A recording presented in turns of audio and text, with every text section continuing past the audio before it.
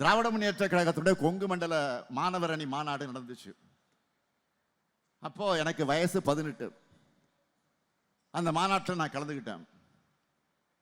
மறைந்த நெஞ்சில் வாழக்கூடிய மொழிப்போர் தளபதி அண்ணல் எல்ஜி அவர்கள் தான் மாநாட்டு தலைவர், எல் கணேசன். அப்போதான் முதல்ல பேசுகிறேன். அவர்கிட்ட அனுமதி வாங்கி 2 நிமிஷம் மாநாட்டில் எனக்கு பேச வாய்ப்பு கிடைச்சிது.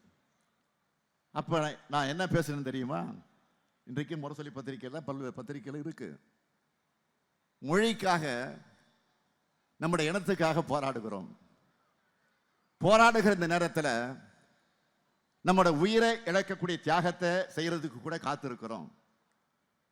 என்னுடைய தந்தைக்கு, அதாவது கலைஞருக்கு சொல்றேன், என்னுடைய தந்தை கலைஞர் உட்கார்ந்துருக்கிறார் மேடையில்.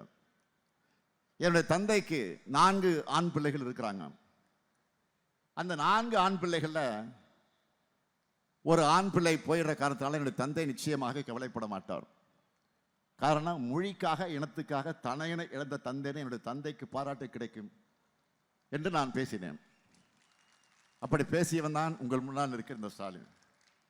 இதெல்லாம் அரசியல் அழுக்காக இருக்கக்கூடிய பழனிசாமிக்கு தெரியுமா?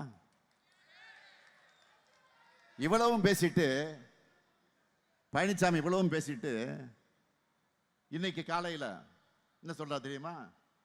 நான் அப்படி பேசவே இல்லை, கொரோனா காலத்தில் ஸ்டாலின் காணாமல் போனாரும் தான் சொன்னேன், இப்படி பெல்ட் அடிச்சு அடுத்த போய் பேசி இருக்கிறார். பழனிசாமி அவர்களை ஆட்சியில் இருந்தாலும் இல்லாவிட்டாலும் எப்பவும் களத்தில் இருக்கக்கூடியவன் தான் திமுக காரன்.